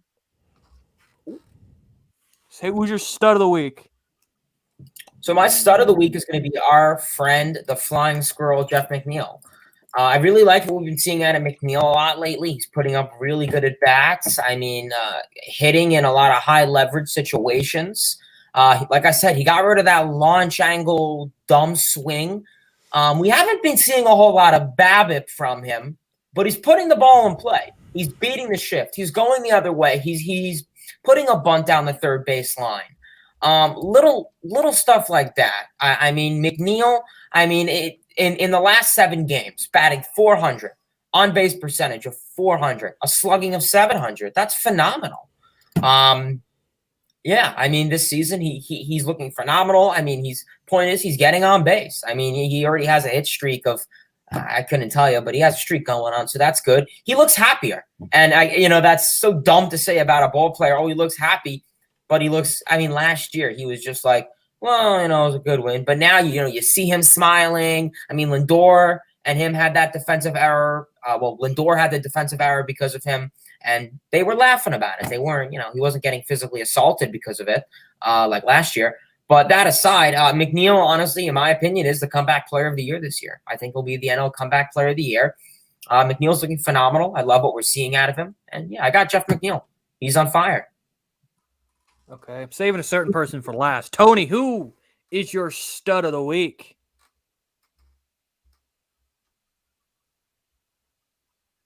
Come on, Jets, butt fumble this, please. Did you go to me? Yeah, you're up. Yeah. Oh, sorry, I didn't hear that. I'm watching this. I'm going to make it really quick. Stud, not really because he had, a bunch of great games together, but I'm going to give it to Dom Smith just because coming in cold off the bench there, hit the ball hard and hustled it out. That was awesome. Did hit the ball actually hard, though, a couple other times, and it looks like he might be heating up a little bit, so love to see that. And I'm going back-to-back duds with Trevor May. Guy has been abysmal so far. So, yeah, going again with Trevor May for my dud. Man, Metro really trying to – he's really looking forward to that jet pick jumping the gun. Got to love it. Metsfan. They need a quarterback. As they go to a commercial break. As they go to the commercial – of course, always the Giants. I think they should draft a quarterback. Metsfan, who is your goat of the week? Who's the GOAT? Who's your stud? Give me Brandon Nimmo. Come on now. 518 slug. Just saw that. I mean, he's a power hitter. He's going to win MVP. He's going to get so much in free agency. He's going to get the $200 million that Conforto was supposed to get, and then Conforto disintegrated into the dust. So he won't make that mistake. Stay healthy. That's it. That's all. Stay healthy. That's literally the only thing with Nimmo. He's a spectacular player all around, and he's really grown into his game over the past few years. He gets better every year, but the one thing, stay healthy. That's all we ask. If we can get 120, 140 games out of this guy, his value is going to go up and the price tag's going to go up. Kind of scares me, but hey, he's really deserved to have a full year. That he would have a really good one like this, and he's looked really good so far. I mean, I know we can't go a week without bringing up Michael Conforto, but Evan Roberts did have a source that told WFAN that Michael Conforto got into a bar fight, and he got thrown to the ground, and that's how okay, now he's stupid, Frank. I agree. Not diving in the outfield. Because think about it. Why would a free agent dive for a ball when he's trying to get paid? It doesn't make any sense. So the rumor is Evan Roberts doing digging said he got into a bar fight. He got into a fight with Brock Lesnar. He put him in a Kimura, and he blew out his arm. That's where the injury came from. So I had to bring out. I got some inside information. Stupid, I'll admit it. I had to reveal it. Now the main event. Frank about sports. Who's the GOAT? Who's the stud of the week? All right. Well, this is probably going to surprise just about everybody in attendance, but James Mccann. And I know it's hard to believe, but we're just talking about this last week. Ever since TonyMetro said this guy can't hit a home run, what does he do? Bam, home run. And in this past week, 364 average, 1.144 OPS in the last 7 days. I mean, he had the 3-hit game the other day. He's hitting the ball in the air. He changed his stance, inline drive. So he only struck out twice in the past week. So, I mean, this might be the one time I get to give it to him. So now is the time. For my stud of the week, I would have doubled up with Frank about sports because this is perfect memeing opportunity. But my stud of the week has got nothing to do that what happened on the field. I am giving the stud of the week to my best friend, my homie, Pete Alonso, hitting the ball the other way. He's getting some singles. We had a nice meal at the Vietnamese restaurant he was eating at. It was really mid, but I saw him there, got him out. Of course you guys met over food. Like, that's the one place you were going to meet if it had to be food related. I was going to get better food, and then I just saw him on his scooter. He was scooting around like Jeff McNeil usually does. But the stud of the week is Peter Alonso. So now let's get negative. We already know TonyMetro has said Trevor May. I'll spoil it. I'm going with Trevor May because he almost got me. He pissed me off when I'm sitting at a game. So that's the obvious choice. Hayden, who is your stud of the week as the Jets are hopefully going to butt fumble this draft pick? I really hate to say Francisco Lindor. I hate to say I told you so to everyone, but I'm not going to do that because I'm in a good mood. We're going to go with Robinson Cano. This dude has been trash. I don't need to say why. I think everyone knows. I don't need to give much of a deep analysis about Cano. Yeah, Cano is the dud of the week. And that's with playing like 2 games. Frank? Yeah, I'll change it up. I mean, a couple of guys, the good candidates were mentioned. Well, I'll say Carlos Crosby. I mean, it was just a bad start yesterday. I mean, he only made 1 start this past week. 8 hits, 2 walks, 7 runs. I know not all of it was his fault because, he didn't get any help in the bullpen with the inherited runners. But, you give up 10 base runners in not even 4 innings. It's tough. I know he didn't have it that day, but I just want to change it up a little bit. So I just 7 runs to 7 runs. Metsfan? My sinuses are the dud of the week. Okay. Oh my God, they did it. They did it, didn't they? They took Sauce, yeah. All right, Giants, please don't fuck this Does up. the name D. Milner ring a bell, Jet fans? What are we doing? A corner in the top 5? What? You have all these Sauce, guys baby. available.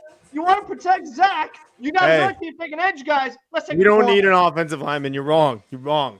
You're wrong. Mekhi Becton, you feel comfortable with Mekhi Becton? I'm not putting one of these. I'm not. I would have preferred it. Hey, listen to me. Listen to me. I would have preferred to gone with an edge rusher here, but I like Sauce, and we might still be able to do something here.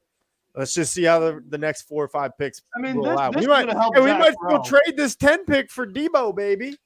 Well, they better because this does not make Zach any better. This is not going to help him progress in second year. Giants, Evan Neal, it's sitting right there, and then get Tibbs at 7. Do it. It's sitting right there. Mets fan, your pick for a dud of the week. Why didn't the Jets get a QB? They needed one. Okay. Trevor May. It goes self-explanatory. The guy, I have no confidence in him right now. And I understand we're getting very reactionary from 6 innings the guy has pitched, but you saw this coming from last year. I talked about it. He's just so stupid. I don't know what to say anymore.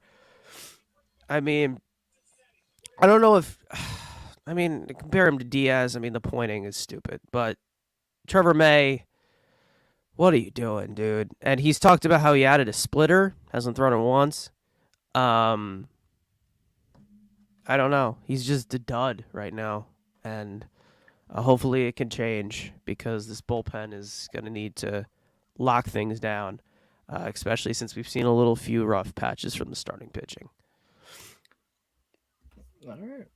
Again, like I said, my dud of the week was obviously I have Trevor May. Again, heart attacks just waiting to happen. So We're hitting the hour and a half mark. If the chat does not have any good questions, we'll stay on for at least 10 minutes to get at least the Giants' reaction here for their first pick, and then we'll probably end it off here.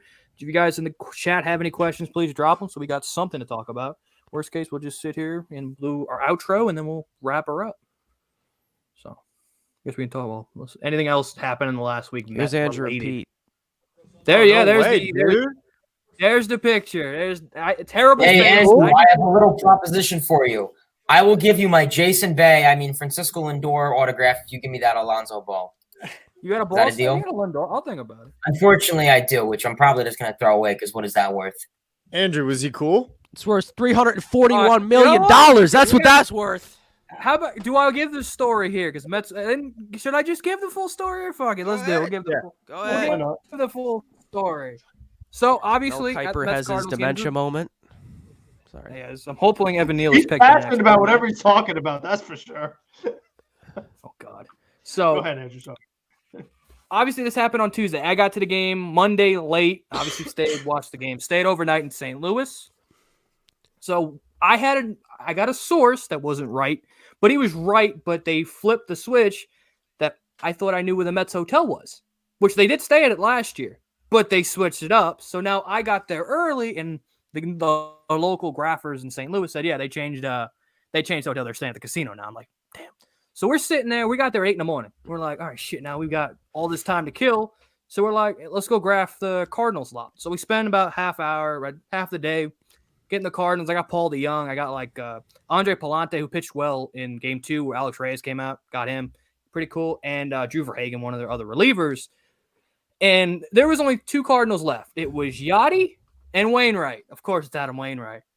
So we had a choice. Do we stay for Adam Wainwright? And as of, the tub that I am, I got pretty hungry. So I'm like, do we wait for Adam Wainwright or do we go to Ballpark Village and I go get a nice pulled pork sandwich? So I thought to myself and I said, you know what? I'm going to go get that sandwich. I'm hungry. We go out, we're graphing. Walking down to Ballpark Village, I see a goofy looking dude on a scooter. And I'm looking at him like, is that Pete Alonso?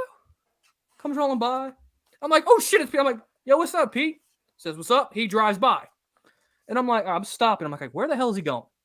He stops. I think in St. Louis, instead of city bikes, they have scooters. He goes to return the scooter, and there's 2 ogre-looking Mets fans in Pete Alonso jerseys. They start chasing him down. Pete jukes him out to go to walk in the media gate. So I'm like, you know what? Fuck it. I'm going to do it. Grab a sweets, grab a Major League ball. I'm going to ask the question that I've been blown off dozens of times with. Hey, Pete, take a second to sign. I wish there's a camera on my face because that might be the most memeable face I will ever make in my life. Yeah, sure. The fuck? Run up. He signs a sweet spot ball. Now, my head, I'm thinking, I need a picture for Twitter. That's the first thing I'm thinking. I'm getting the ball signed, and I'm like, I need a picture for Twitter. I'm like, Pete, can I get a picture? I'm like, in my head, I'm like, I hope he doesn't know who I am. Because I've said so much shit. That's the first thing. I'm like, I hope he doesn't know who I am.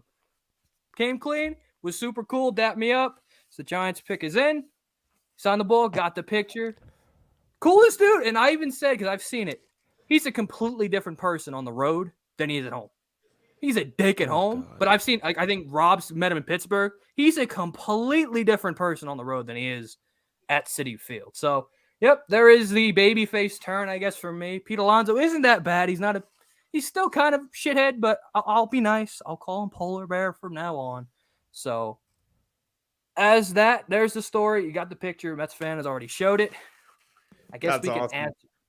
If you guys want to answer this, who is the favorite to win Cy Young besides Max? And then we'll call the outro. But, okay, before we get into that, you should have had him sign your sandwich. I didn't have it yet, though. I didn't get to Ballpark Village. It was like I was going to eat, and that makes it more Pete funny. is so friendly, he'd wait for you. He already, because the chick next to him, he's like, yeah, he was at the Korean West restaurant earlier. I'm like, oh shit, nice. Why is Frank About Sports on stage with Goodell? Dude, facts. Come on, Evan Neal. Clean shaven Frank About Sports up here. Clean shaven Frank About Sports. So. Okay. Yes! They took Tibbs 5. All right, bet. That works. Daniel Jones real good. I thought they'd go tackle first, so because Icky's still on the board. So even if that's actually fucking smart. Nice. Because even if the Panthers take Icky or Neal, one of them's going to be on the board at 7. Look at Joe Shane playing chess. All right. Anybody else want to answer this before we hop off? Sorry, I'm happy Rhino. Walker Buehler. I mean, so Buehler. good. I wanted this kid. So white. No. National League? Are we just saying National League? Yeah, for National. I mean, all the top pitchers have kind of sucked besides Max Pretty much, Scherzer. And I mean, Zach Gallen's been pitching good in his little. Zach bit. Gallen's So is pitching Merrill good. Kelly. Both Diamondbacks have been pitching really good. how's Tyler Mahle doing? Not as good. Not as good. Bringing down the value. I like it. Bringing the value down, 254 pounds. What a chungus. That's your big boy That's right not too there. bad for an edge. I was gonna say the American League. One guy who I just got to shout out because as an older person, I appreciate Justin Verlander. Been pitching so good. So I definitely. I mean, this guy came back out of the surgery, and the Astros paid a lot of money. We had no idea what to expect from him, especially at his age. Verlander been pitching really good. So very happy with that he's doing. Noah Syndergaard's pitching pretty well too. Noah Syndergaard's pitching pretty well. Another guy coming back from injury. Oh, he only pitched 2 innings in 2 years. How could you want to sign him to a 1-year, $20 million deal? Well, Yeah. Oh god. and that's actually but one at thing I least was going to bring up since we're still on. We talked about chemistry. I think letting Noah Syndergaard go, letting Michael Conforto go, they care about chemistry, but they're kind of starting to, I feel, go in that direction. Okay, maybe we don't need to keep everybody that we've had that was a Met. So I think maybe they will eventually be okay. Now we can move on from Canal, then maybe JD and Dom, and just one by one, just kind of get rid of some guys. as much as I think Conforto wasn't the guy to let go, I mean they've realized. I mean I hopefully they are realizing where it's like the 2019 team, He was this one of the core, free they agents, haven't though, won so- anything. Jesus Christ. This kid's on Mountain Dew right now. That man's ready to go. Put him on the team, bro. Let him stick somebody. Jesus Christ. Oh, so he was saying Met wise, just the Oh, which Mets pitcher? or Tylor, those two I goes. Silor McGill. Yeah. I mean, And you got David you got Peterson anything before- apparently because he's a great starting David Peterson pitcher. facts. All right. Hold on. Sorry. Can you hear me? Oh, Is he's my mic standing on? up. yes. Okay. No. Look, Mets fan. Like that What? is not evidence today about that is What? not indicative about David Peterson that he had a clunker today in a minor league start. Okay, that is so What? unfair. You can have that opinion about him based on what he's done at the MLB level, but this guy's been going up and down between AAA for the last week. Okay, it's not even fair to criticize him for a clunker today in the minor leagues. He was just on the West Coast. He flew back to Syracuse and pitched in a minor league game today. I mean, come on. See, And also, all his I'm hearing morale is has to be absolutely shot here's that this guy pitched as well as he did, got sent down for 1 inning of Medina and 1 inning, 2 innings of Yohan Lopez after all he did. I mean, Here's- that's got Right, and look, they made it clear to him, Here's- obviously, like, hey, yo, this isn't indicative because of your performance. This is because we need arms. And I'm Need an sure he arm, yeah. understands that. I'm just saying, this guy literally went from Arizona to Syracuse in a 2-day span and now is starting in a AAA team. I mean, like, he's pitched well at the MLB level. I understand you have gripes about his stuff, and, I can respect that opinion, but I don't think today's performance in Syracuse is telling about anything. If he Okay. stinks in the doubleheader game, then we're all gonna bash him. So here's the thing. that's what it comes down to. Oh boy. The being called up and called down, all I'm hearing is loser excuses. That's all I'm hearing right now. That's the reason why this team is just a bunch of losers. And that's pretty much what I'm saying. I personally don't think that David Peterson can string enough consistent outings to be a major league starter. I've said that publicly. I still believe that. And again, Diamondbacks are not going to change my mind. He's a guy who could be a good ground ball type of guy. Diamondbacks hit a lot of ground balls, and they suck against left-handed pitching. So I'm not fully convinced after that. Should I completely Well, off how myself about like Twitter the told me Phillies to? outing Probably at not. all?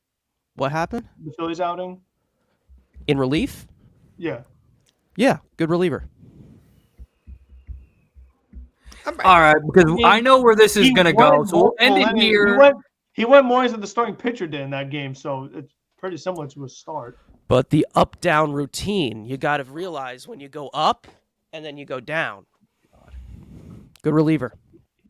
So, if you want the rest of this, I know where this is going to elevate.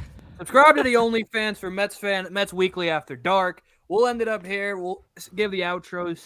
Hayden, what do you got cooking in Hayden land?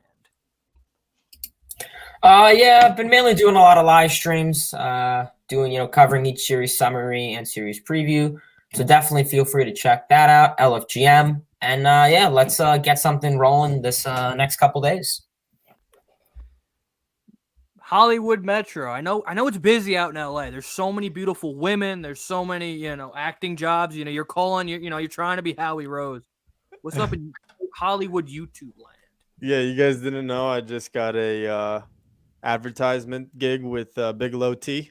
Me and Howie Rose are going to be shooting a commercial for them later this week, so be on the lookout for that. YouTube's been dormant lately. Honestly, I got no plans at this time. Just been extremely busy with the other stuff, but hopefully you'll check out my channel anyway. Otherwise, I'm always, collabing with these guys as long as they invite me to their stream. Unlike earlier no, I'm just kidding. I'm kidding. You guys had a little thing on like Friday last week. Yeah. I ended up joining anyway. I'm kidding. But check out the channels. Check out everyone's channels. We're all, putting in work as much as we can. So appreciate you all watching. And with that, I'm going to go hit some dingers in softball. Nice. Inside the park. We need an inside the park. We need to see the Wayne Kirby running around the bases. All right.